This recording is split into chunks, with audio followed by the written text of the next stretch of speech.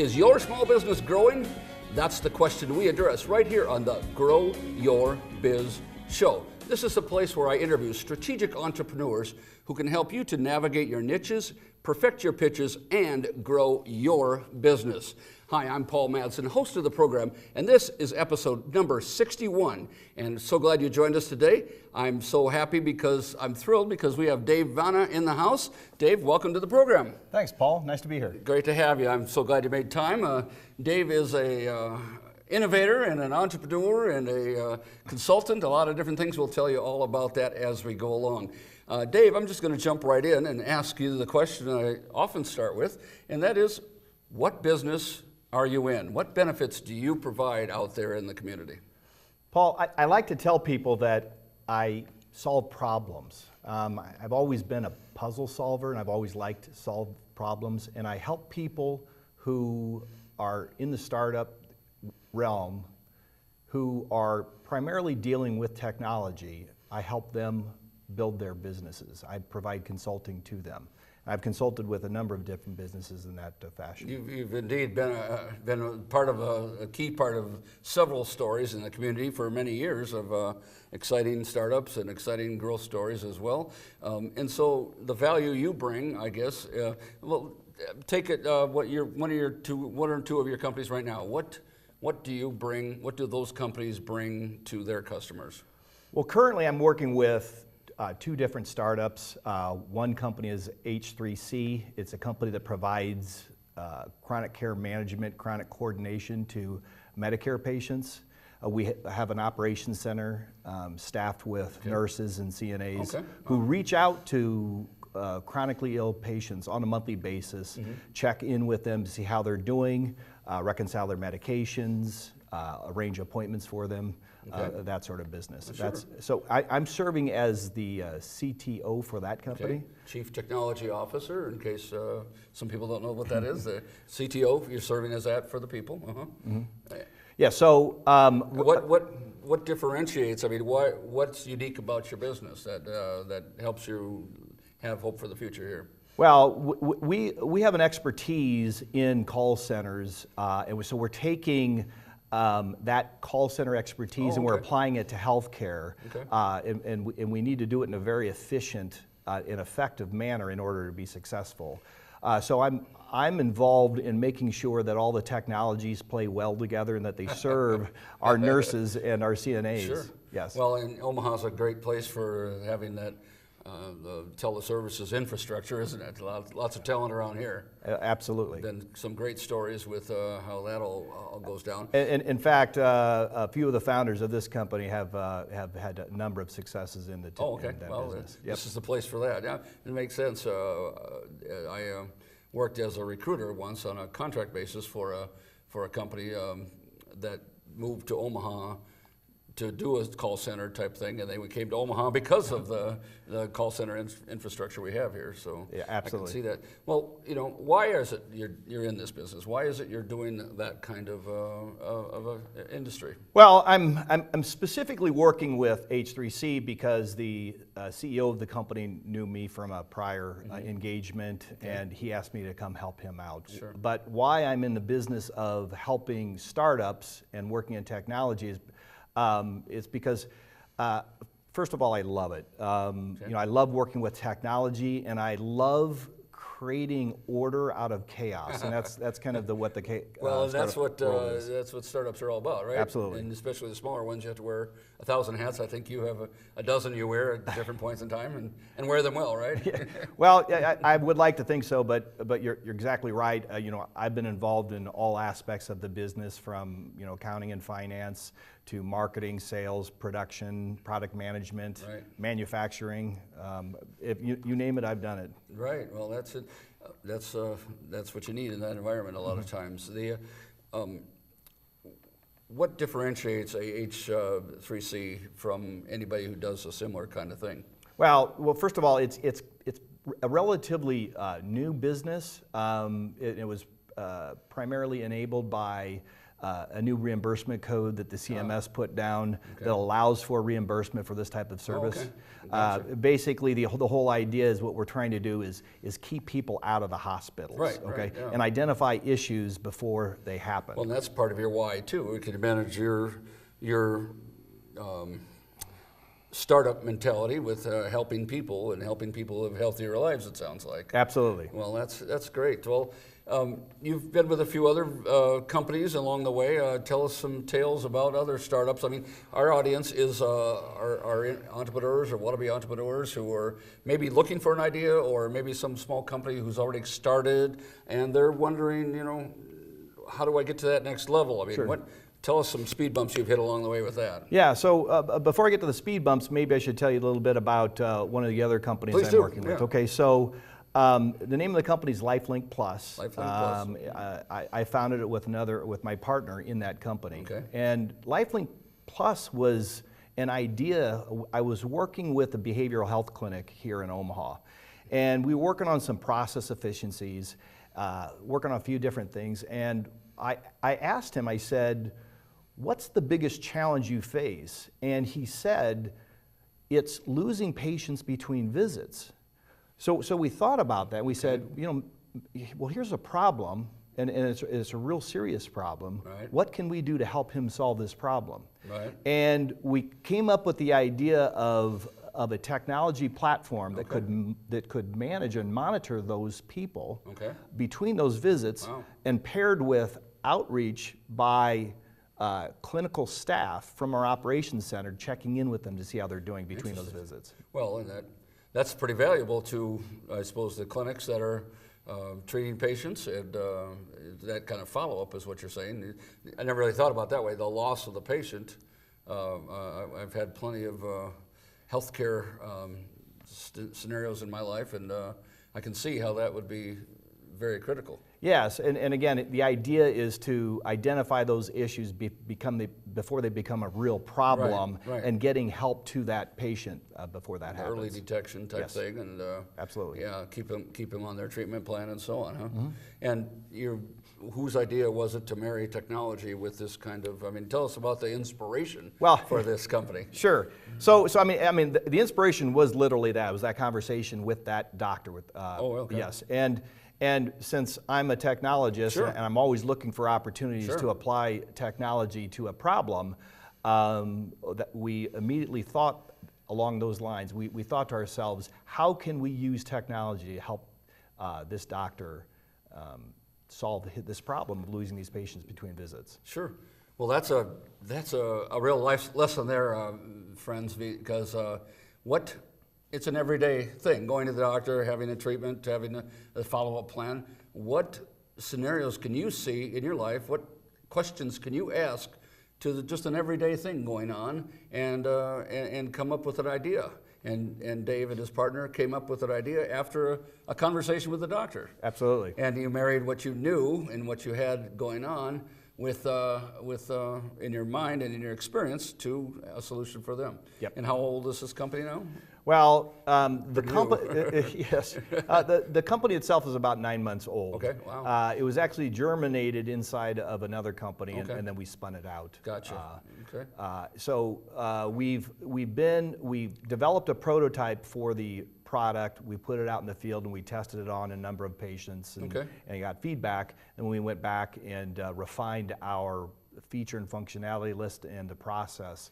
And now we're reaching out to a number of different insurance companies, clinics, behavioral health clinics, addiction centers, and getting feedback from them. The medicine is full of so many niches that you can really go crazy with it once you prove your offering, right? Yes, exactly. And we feel like one of the things I really like about it is I feel like we can really make a difference also. The opioid addiction crisis is a problem that we're all well aware of. There are over 50 people who die each day of an opioid overdose. I had no idea it was that big. Yeah, there's 3.3 million people who are opioid addicts. It is really a problem. Well, and your solution speaks to that, and absolutely. That goes to your why also, that you're trying to make the world a better place for the technology and the offerings that you guys put together. Yes, most of the, obviously we like to feel like, every endeavor that we get involved in we're also helping to improve society, and I feel that way. But I feel like what we're working on right now, on actually both of the healthcare companies I've been involved in, we are really making a difference in people's lives, and that's important to me. Well, that's terrific. It's so important to have the why figured out. Absolutely. Because otherwise things might just blow away. If it's just, I want to make a lot of money, well, I don't think that's going to necessarily be an ongoing, sustaining thing. Buyers, your customers, want to know what's going on, what's behind the scenes. Yeah. And speaking of which, we're both in our 30s, wink, wink, and I mean, there's some time. I just want to speak to the whole thing about, they say luck is the intersection of opportunity and preparedness or something like that. Mm-hmm. Well, you were prepared to bring this solution to market because of what? I mean, how many different startups, how many different track records, how many different kinds of things had you been part of that made you ready? I mean, I want to help the viewers to know, maybe I am ready for that big idea, and they just don't know it. So what made you ready for LifeLink Plus? Well, I guess I guess I would say that it's all the battle scars. Yeah. And I have as many as anybody does. And there are lessons that you learn with each new endeavor that you get involved in. Yeah. The key is, I coached softball for 15 years, and it's amazing how much softball applies to the startup world. Never thought about it that way. Yeah, but one of the things that I always used to tell my players is, well, first of all, softball is a game of failure. Okay. If you have a 300 batting average, that means you're failing 7 out of 10 times when you go up to the plate. Okay. So the important thing is not whether or not you're going to fail, because you will fail. There will be failures. Right. It's how you respond to those failures. That's the important thing. Okay. And I always told my softball players, you need to think about those failures, those strikeouts, just long enough to learn everything you need to learn about what you did wrong, and then move on and focus on how you can improve yourself and how you can make yourself better. Sure. That's what I've tried to do in my career with all of the failures, all my mistakes that I've made along the way, just to try to learn from those and become better for it. Well, I like the softball analogy a lot because, and you're right, the number of strikeouts, I think Brett Favre was, yes, he's a hero for all those passing records and touchdowns, and guess what? He was also the record holder of interceptions. Yep. And so, I mean, softball compacts it a lot. Speak to us, Dave, about the whole concept of failing faster. I mean, I heard an entrepreneur talking about how they put together a big business plan, 30-page business plan, seeking financing, spending money on a web page, then going out and marketing. Are they failing fast? Well, no, obviously not. What's the value of that? Yeah, is there? Certainly there's a lot to be said for, quote, failing fast. And I think, to me, the biggest message out of that is because we don't like to admit failure. Okay, right. And because we don't like to admit failure, we will extend that failure beyond when it's actually been defined. Okay. And so failing fast means admitting to yourself that, and it's not necessarily the company, or it might be a particular strategy, idea, a feature, a function, whatever the case may be. What you want to try to do is to identify, as quickly as you can, that it's not going to work, and then move on to something else. So what we mean by failing fast is by not investing, pouring good money after bad money. Okay. Sure. There's some examples, and Dave's been with Income and Ernst & Young, America First. America First Company, several others, MFS, and.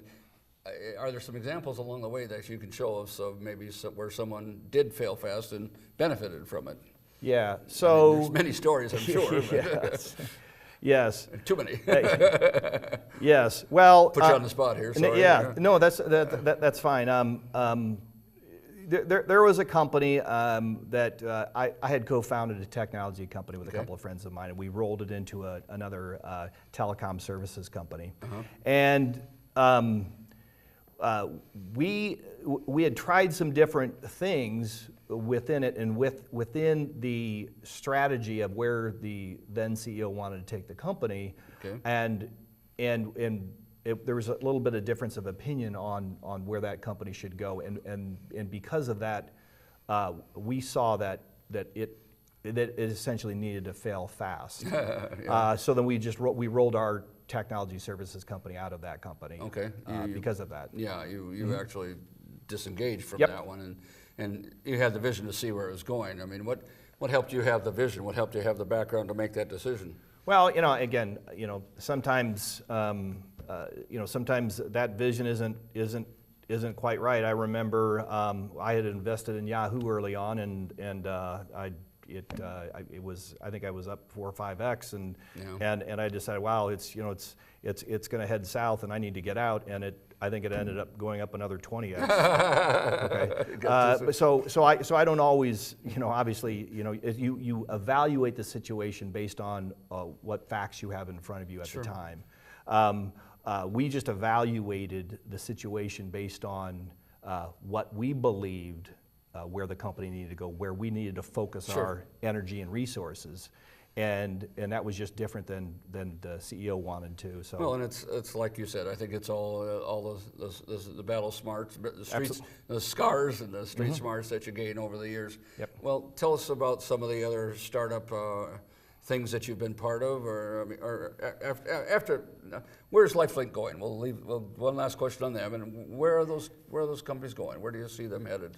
So H3C is up and running. We've got a number of different clients. We're building our business. It's growing at a pretty rapid rate. We've hired, I think in Omaha, we've hired 60 to 70 people in Omaha. Wow.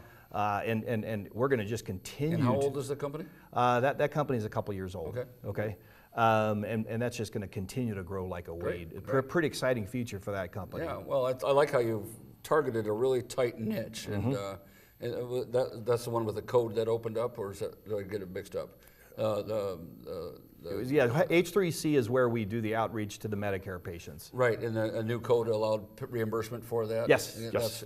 I mean, to have and I'm not an expert in the area, obviously, but the reimbursement in the healthcare community is tied to what's the ICD codes? Yes. And they created a new one allowing new reimbursement. And Dave and his team were wise enough to recognize that. Again, I go back to you in your lives, in your daily life. What can you see around you? You don't have to come up with something brand new, do you? You have to improve something that's already there.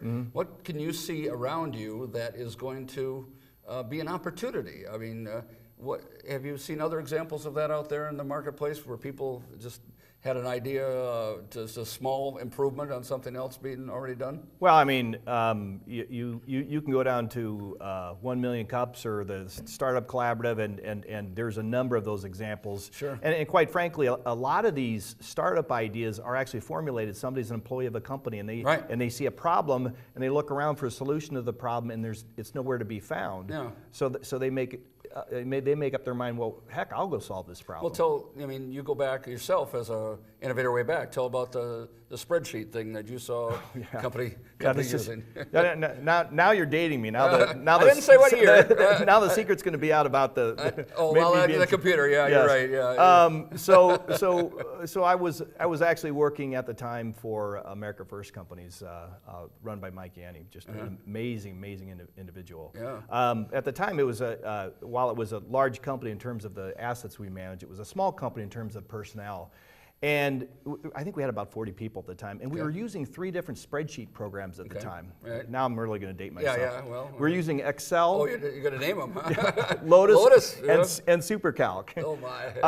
And that was back before there's this interoperability between these software applications. Right. Well, I looked at it and I said, well, this doesn't make much sense. 40-person company, and we're using 3 different spreadsheet programs. So I standardized us on a single spreadsheet program. But that was my first taste of process reengineering, and that's essentially what that Process was. reengineering, okay. And that's really what kind of formulated my path for moving forward. Well, that's it. And again, what kinds of opportunities can you see? How can you help a company, your employer, do something better? What can you learn from that? Is there a potential business for you in something like that?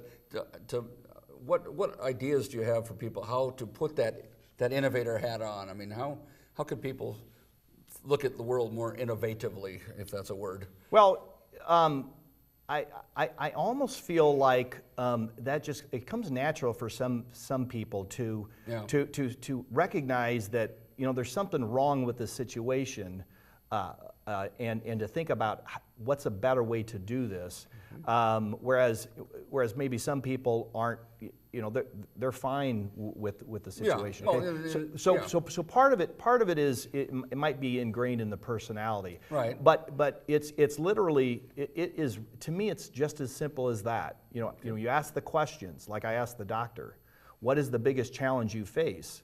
And that's a great question. Yes, exactly. Well, and that's even a good question for networking groups. You go to networking and people, and hold that thought, I'm going to get back to it. Okay. You go to a networking event and say, hi, I'm Paul, and hey, and you just start talking about yourself right away. And what about the idea of turning it back on the other person? I just love that question. What is the biggest challenge you face in your business? Yes. And all of a sudden you have a company you're launching out of that. Exactly, and I think that's a pretty good approach. Like even in a sales strategy, obviously it needs to be a little bit more focused than it being as general as that. But in a sales strategy, you want to know what challenge your customer is facing, and so you can tailor your offering to those challenges. Perfect, yeah. Well, that's great. Well, as we wind down here, Dave, this show, of course, is to inform and inspire wannabe entrepreneurs, solopreneurs, even people who have started their small business, getting them to the next level. What advice do you have for that young Dave, that younger Dave? A lot of advice. Yeah. I wish I could go back and change about 27 things. Okay, so apparently we got a couple hours. Couple left. Hours, yeah. Go ahead. We'll make it an infomercial. I think back to, I was listening to an interview. Jeff Bezos, radio interview. And this is back before Amazon got into everything else they've gotten into. It was back when Amazon was just about selling books. Wow. Okay, now I'm dating 90s, myself again. Yeah. And the interviewer made the comment to Jeff about what an amazing idea he had come up with, how great the idea was to sell books over the internet. Yeah. And after the interviewer came to the end of his, lauding Jeff said, that wasn't such a great idea. Selling books has been happening since time immemorial. Right. And so, over the internet, the internet was something new, but it's not. Right. That wasn't overly genius. He said it's 97% effort, 3% idea. Okay. Wow. Yeah. And I think that's the important thing. A lot of times as entrepreneurs, we think it's all about the idea. There have been the most amazing ideas ever conceived of that failed because they didn't understand or they didn't have the wherewithal or the know-how about how to execute on the idea. That's exactly, you just said the key word. Because, for instance, if you talk about that, it made me think of Facebook was far from the first social media platform. They hit it at the right time for digital photography, and that helped boom it, of course. But there were several different ones that got a head start on them. But guess what? Facebook executed on all those things, made it happen. The others ran out of computer storage space, didn't have the staff to build the infrastructure. Facebook did, in fact, execute, and they got tied up with the right financiers and made it all happen. Yes. And so, as we wrap, any final thoughts? How do people find H3C or LifeLink Plus? H3C is h3ci.com. And LifeLink Plus is lifelinkplusplus.com. Okay, pretty straightforward. Yep. Pretty straightforward, great. So reach out to Dave there at those locations, and we thank you for joining another episode of the Grow Your Biz Show. Please join us next week for another great interview. And please visit growmedia.com to learn about my upcoming books, mastermind groups, and other exciting things that are headed your way from a content and growth standpoint. Dave, thanks again for being here. Paul, thanks for having me. Hey, great to have you. We'll talk to you soon. All right, thanks. And see you next week.